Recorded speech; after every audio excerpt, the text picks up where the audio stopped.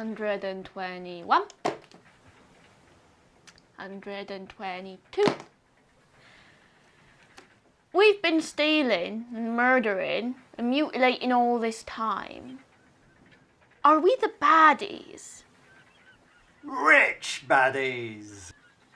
No, what I mean is, Captain Skeleton, I don't want people to think that we're the nasty sort of baddies. I want them to think that we're the cool kind of baddies. Like them, they're highwaymen. But how do you do that? How do you make them think that we're the cool kind of baddies? More gold? No, we need something better than money. What we need is good PR! Pirates have an enduring cultural appeal.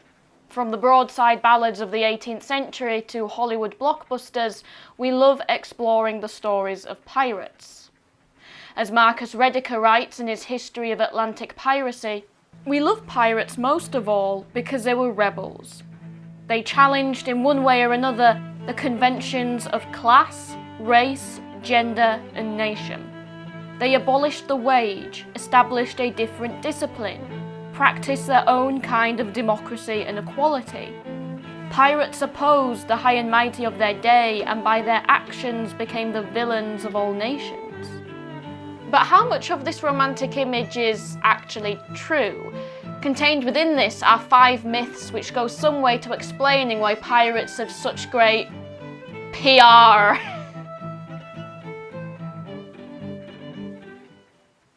In April 1726, a man named William Fly set sail on a ship to West Africa. He and the captain fell out and Fly organised a mutiny. The captain was dragged on deck, beaten and almost thrown overboard. When he managed to cling on, a sailor grabbed an axe and chopped his hand off. He then fell overboard. The mutineers then mutilated the first mate and threw him overboard as well. They stitched a skull and crossbones onto a black flag and sailed to their fortune. They would go on to capture 5 vessels. The captain of one of them was tied to the ship and lashed before sunk with the ship. Fly was eventually captured when he fell victim to his own karmic mutiny. A group of hostages rose up against him. He was hanged in Boston that July, having only been a pirate for 3 months. The story of William Fly is fairly average in terms of the career of a pirate. It wasn't easy sailing.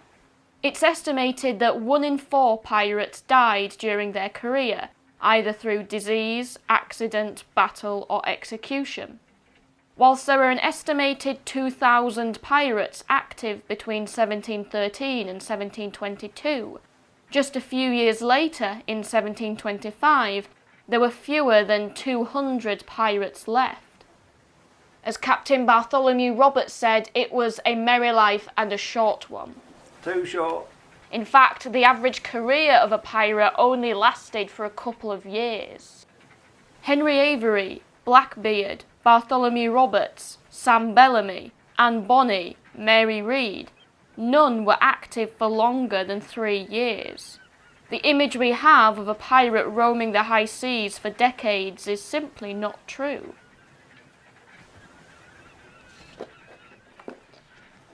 And the untold wealth and riches of piracy wasn't guaranteed either.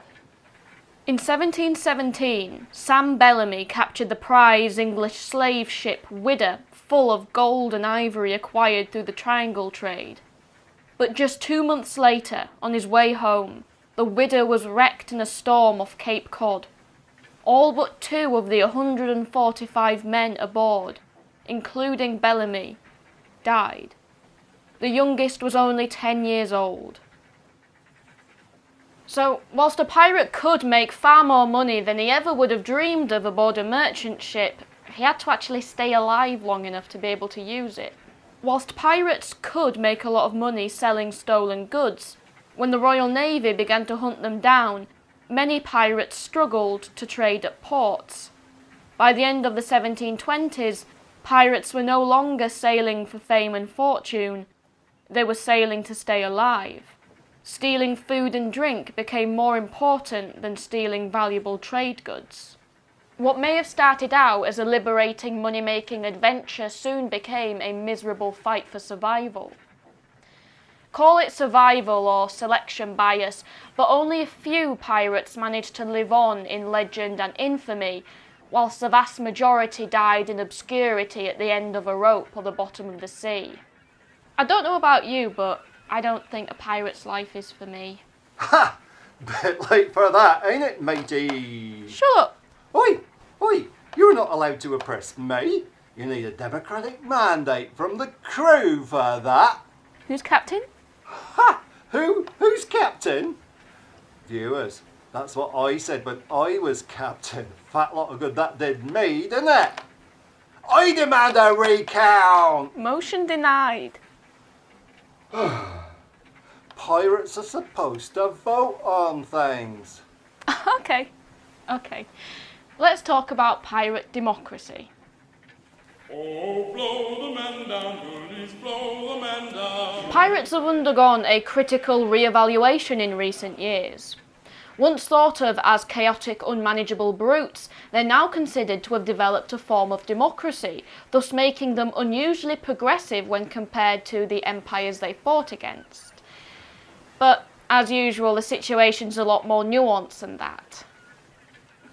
Now, credit where credit is due, pirates did operate on a system which was far fairer than what they were used to.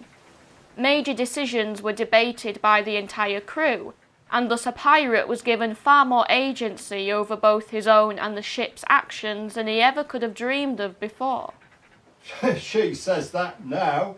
She never listens.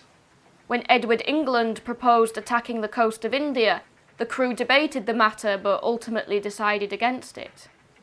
On the surface, that sounds good. Of course everyone should be a part of the decision-making process.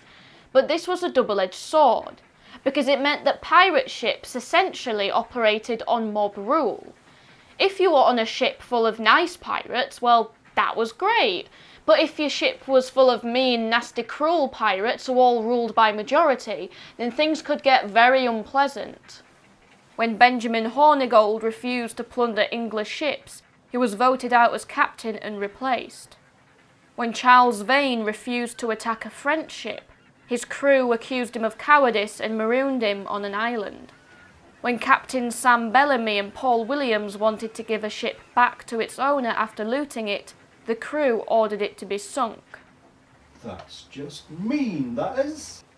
So this democracy could go either way. Yes, it was good that everyone was represented, but this was a culture which rewarded greed and cruelty and punished perceived cowardice.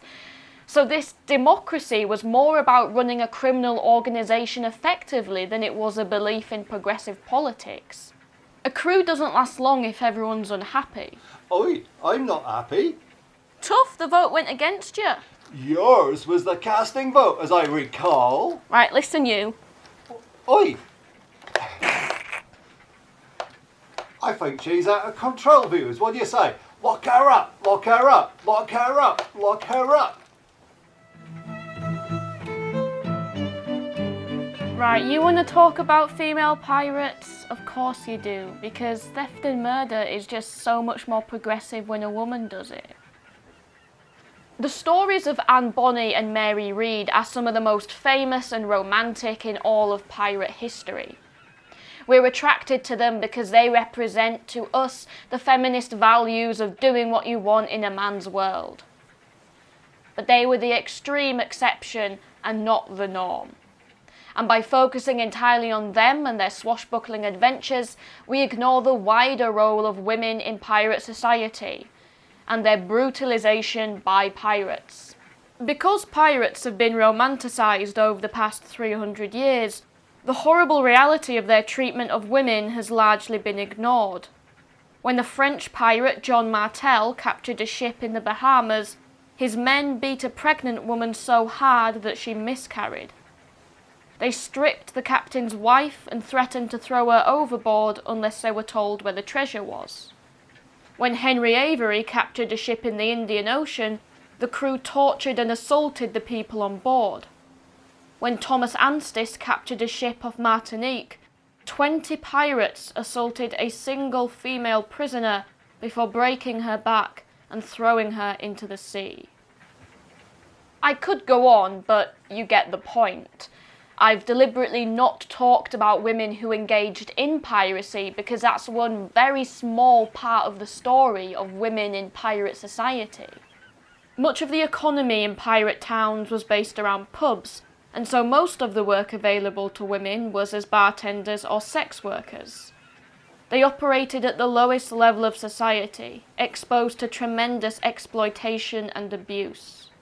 It's not at all surprising that a culture which valued and rewarded greed and cruelty would inflict such horrific brutality on innocent victims. In fact, often the only thing stopping pirates was other pirates. In Bartholomew Roberts' crew, one pirate forcefully stripped a woman, but was only stopped when another pirate locked her in the gunner's room. When all we talk about in regards to women and piracy is how a handful of women broke gender norms by becoming pirates, we're unconsciously erasing the terrible legacy of sexual violence from pirate history. Not so funny now, is it? But we was the rebels, man. We was sticking it to the evil empire.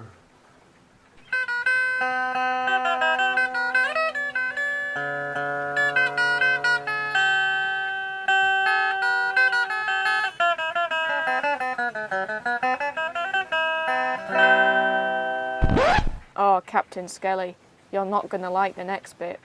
In the modern age, pirates have come to be regarded as anti-colonial fighters because they were in direct conflict with the European empires in the Americas, Britain, France, Spain, Portugal and the Netherlands. And whilst this may be true, pirates are as much a part of the colonial system as they were enemies of it. A big deal is often made about the fact that pirate ships would sometimes have freed African slaves in their crew. On Blackbeard's ship, for example, 60% were former slaves. So certainly some pirate crews did recruit freed slaves and treat them as they would any other crew member. But at the same time, many pirates viewed slaves as simply another type of valuable property which could be sold at the next port. Blackbeard, as much as he recruited freed slaves into his crew, was also happy to sell slaves. In Madagascar, which became a pirate haven, pirates captured prisoners from tribal conflicts and sold them as slaves. A few pirates managed to leave behind their lives of crime and integrate themselves into conventional colonial society. Henry Jennings started out, like so many other pirates, as a privateer, a legal pirate paid by the government to attack enemy ships. When these permissions expired, usually because Britain made peace with whoever she was fighting, these privateers found themselves out of work. Like many others, Jennings continued to attack ships and was declared a pirate by the government. In 1717, the government issued a pardon for any pirates who surrendered themselves to the authorities. Many pirates, including Jennings, took up this offer and handed themselves in. He was able to retire to Bermuda as a wealthy plantation owner and live out the rest of his life as a wealthy, respected member of society. Similarly, Captain Henry Morgan, yes, the one on the rum bottle, had laid waste to Spanish fleets as a privateer in the 1660s, but when England signed a peace treaty with Spain, Henry continued to attack Spanish ships and thus became an outlaw. He was arrested and brought to London, but released soon after and given a cushy job as governor of Jamaica. You couldn't get a more establishment ending to a career as a pirate than becoming the governor of a British colony. Granted, many pirates did see themselves as enemies of the empires, and many people in colonies looked up to them as heroes. In 1717, in Kingston, Jamaica, a mob actually rescued a pirate from the gallows. But pirates were as much a part of the colonial system as they were enemies of it. Pirates like Morgan and Jennings started out as instruments of state power, a private military company, something that's become popular again today. No. This is too much. All these bad things about pirates, viewers? Yeah, sure, okay, we're bad boys, but everybody loves a bad boy, right? Everybody loves us for that. We're the heroes. Everyone knows that. We're cool. Okay, Skelly, you asked for it. Throughout this video, I've been debunking various myths about pirates which have contributed to their great PR. So now it's time to answer the fundamental question. Were pirates cool?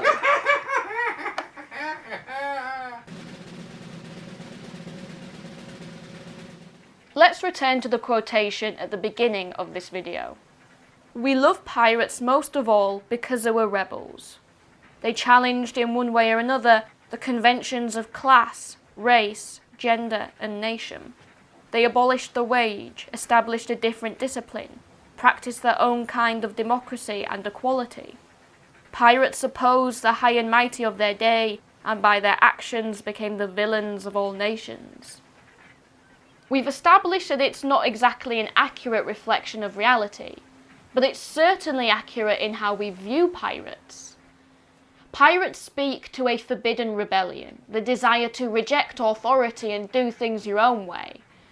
In part 2 of this series, we're going to look at how these ideas were popularised, the literature and media which made pirates cool. But pirates also represent the very worst of human nature. The desire for abuse, theft, murder, violence, taking whatever you want from whoever you want and not giving a monkeys about who cares. In a way, pirate society was a legitimization of the impulses which conventional society seeks to punish. In other words, piracy let you do things which you knew to be wrong. When you think about it, a lot of the ideas we believe about pirates are exactly what they themselves wanted to be viewed as. Over 300 years later, we're still buying into their own PR.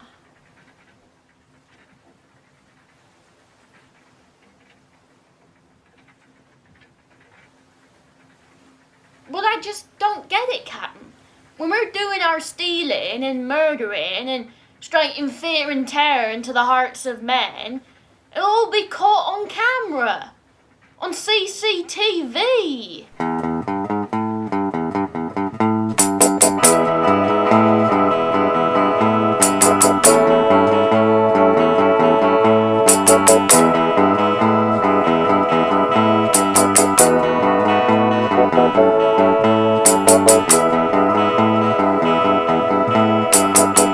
The best things in life are free.